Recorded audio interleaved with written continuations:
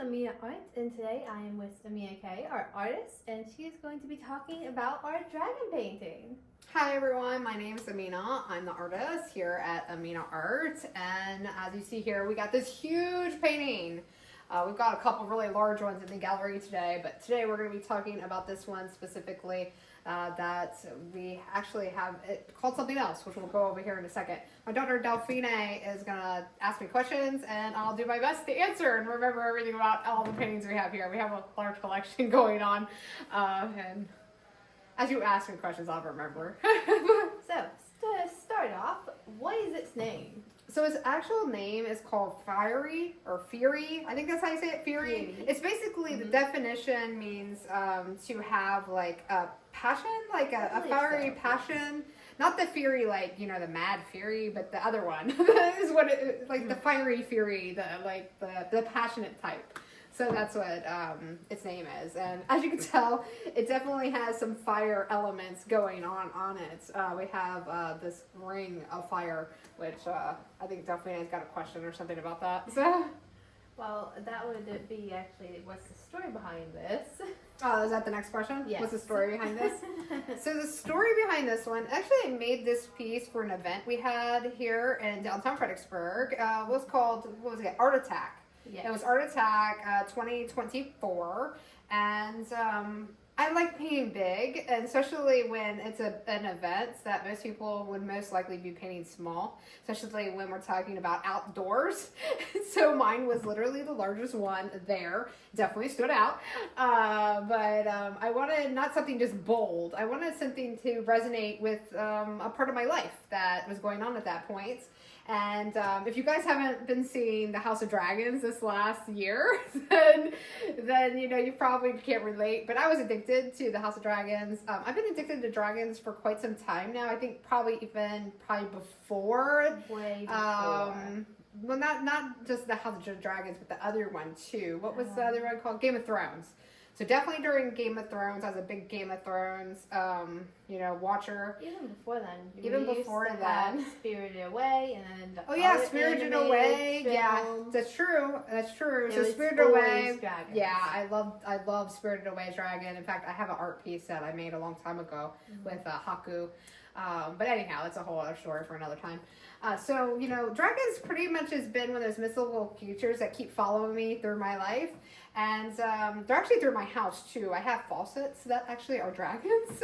Not many people know that because it's only in my private bathroom. But they're really cool because I have 3 dragons in my house that are all faucets. And yeah, so it's like a little faucet thing. So I'm staring at dragons all day, especially in my room because, you know, they're my faucets. So, you know, this emulates the actual look of my faucet, actually, which is kind of interesting now that I'm looking at it. And that's probably, you know, mentally, I was probably thinking that when I painted it. But really, I was just looking for a good way to frame it because I wanted the face to be very bold. I wanted it to stare into your soul. So I hope I emulated that really well. I really wanted something that really speaks to you in more of an ethereal way. I didn't want it to be scary, okay? So even though it has these fire elements, I didn't want you to be intimidated by it and be like, oh my God, very big scary dragon, you know, he's gonna eat me type of thing. I wanted it to be more like curious. Like it gives this powerful look, but it's also very curious. And I think that's how I really relate to dragons. Like, it's my personal feeling that, like, if a dragon were to be this dragon, I would feel like it would be more curious than anything. It'd be strong and powerful, and it could definitely eat you and, like, burn you alive, but yet it's got that little, like, curiosity nature. It's definitely, I wouldn't say, like, playful. I think they're more, like, analytical, I would say. They're more just curious and wanting to discover, like, what is this thing, you know? And it plays off the part of, like, you know, the whole, like, fantasy world, too, because, you know, it's kind of duality in that way. You know, it's not an actual animal that we know of, right? But yet it's so curious, and we're always curious about these things that we've heard about our whole lives. Like, did they actually exist? Is there things that are more like a dragon that we just haven't discovered yet? So that's pretty much the reason for this painting is I just really love dragons, and I wanted to encapsulate that, especially during last year when it was a big thing I was watching, I was really into. And I haven't made a dragon yet, so hence now I have. So that's the story behind it. Pretty simple. Wow, that's very nice. And I do know that the Game of Thrones was a big influence on this one. Especially the House of Dragons, because the whole thing, Yeah. House of Dragons, was all dragons. All dragons. Yeah. So, is there anything like unique stylistic wise? There is. So on this one, I did the background a little bit different. So you can see it's very, very red. I had to do a couple different layers of red, but you see these little elements, and Delphine is going to move a little prior for you to see it. So you got these little like splotches here, and you can see them really good right here too. So that is just a technique I use with water, and it just makes these like splotches, and then you just let it dry. And it makes this cool texture. So I just wanted to have some different texture into the background.